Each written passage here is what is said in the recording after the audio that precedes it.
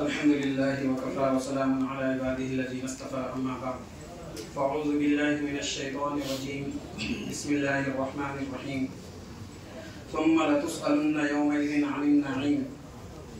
اللہ تعالیٰ نے ہمیں اس دنیا میں جتنی نعمتیں دی ہیں کل قیامت کے دن ان سب نعمتوں کا حساب لیا جائے گا۔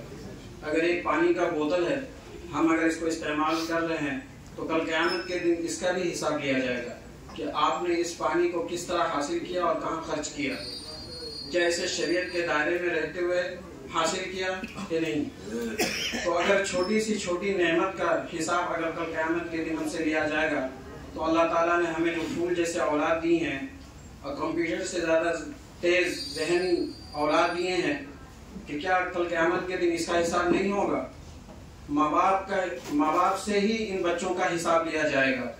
اگر یہ بچے نیک بنتے ہیں، حافظ قرآن بنتے ہیں، عالم دین بنتے ہیں تو یہ آپ کے لیے دنیا میں بھی راحت کا ذریعہ بنے گا اور آخرت میں بھی نجات کا ذریعہ بنے گا۔ اگر آپ نے اس کی پرورش صحیح سے نہیں کیا اور دلچسپی نہیں لیا تعلیم میں تو یہ آخرت میں بھی آپ کو اس کا حساب دینا پڑے گا اور دنیا میں بھی آپ کے لیے سردرد بنے گا۔ بہت سے مائیں بے چین ہو کر کیا کہتی ہیں کہ کاش یہ اولاد پیدا ہی نہیں ہوا ہوتا۔ اب ماں جیسی شخصیت یہ بات کہہ رہے ہیں تو اس سے آپ سمجھ جائیے کہ وہ بچے سے کس طرح پریشان ہوتے ہیں۔ اگر ہم اپنے بچے کو نیک نہ بنائیں تو دنیا میں بھی پریشان رہیں گے اور آخرت میں بھی۔ اس لیے کل قیامت کے دن اولاد کا بھی حساب آپ کو جواب دہی کرنا پڑے گا کہ ہم نے آپ کو اولاد دیا تھا، آپ نے اس کا پرورش کیسے کیا۔ ایک بات یہ کہنا عرض کر رہا ہوں کہ ناظرہ اور حفظ دونوں چیز میں فرق ہے۔ ناظرہ بچے کو بیٹھا کر رٹا کر یاد کرا دیا جاتا ہے، بچے اس میں قرآن پڑھنا سیکھتے ہیں اور جب قرآن پڑھنا سیکھ جاتے ہیں اس کے بعد وہ حفظ کرتے ہیں۔ اور حفظ کا معاملہ یہ ہے کہ اس میں رٹایا نہیں جاتا بلکہ بچے خود اس کو رٹ کر یاد کرتے ہیں۔ یہ بچے کے اوپر ہے کہ بچے جتنا محنت کریں گے اتنا اس کو یاد ہوگا۔ استاذ کو سنانے سے غلطیاں چیک ہوتی ہیں، استاذ لب و لہجہ بتاتا ہے، پڑھنے کا انداز بتاتا ہے، یاد کرنے کے طریقے بتاتے ہیں، مگر یاد کرنا یہ بچے کی ذمہ داری ہے۔ اگر بچہ اس میں کوتاہی کر رہا ہے تو وہ پھر تعلیم میں پیچھے رہ جائے گا۔ ہمارے کلاس کا مثال دے رہا ہوں میں، 2 بچے ایسے ہیں، نام تو نہیں لے سکتا، البتہ مثال کے طور پر آپ یہ سمجھ لیں ایک ساجد ہے ایک ماجد ہے۔ ساجد کی عمر 16 سال ہے اور ماجد کی عمر صرف 10 سال ہے۔ ساجد بھی حفظ کر رہا ہے، ماجد بھی حفظ کر رہا ہے۔ ساجد تقریباً 5 سے 6 سال ہو گیا اس کا حفظ شروع کیا ہوا اور ماجد جو ہے وہ صرف 3 سال سے حفظ کر رہا ہے۔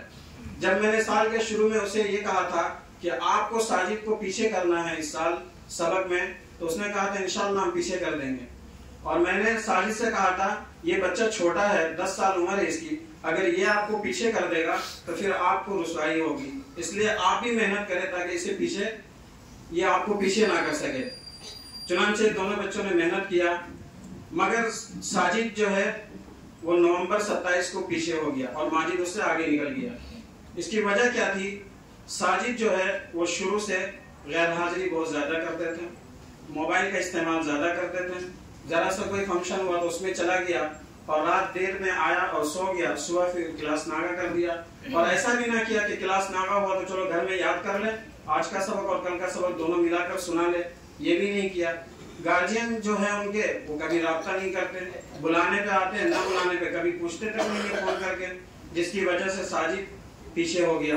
اور ماجد جو دلچسپی لیتا تھا ان کے گارجین ہفتہ واری ڈائری چیک کرتے تھے، استاد سے آ کے مہینے میں ملاقات کرتے تھے اور ان کا حوصلہ بھی افزائی کرتا تھا، جس وجہ سے ماجد آج آگے ہو گیا۔ تو یہ آپ کے سامنے مثال ہے، آپ اپنے بچوں کو پڑھانے میں ذرا دلچسپی لیں۔ آپ اپنے بچوں کو نیک کیسے بنائیں؟ اگر آپ خود نیک بنیں گے تو آپ کے بچے بھی نیک بنیں گے۔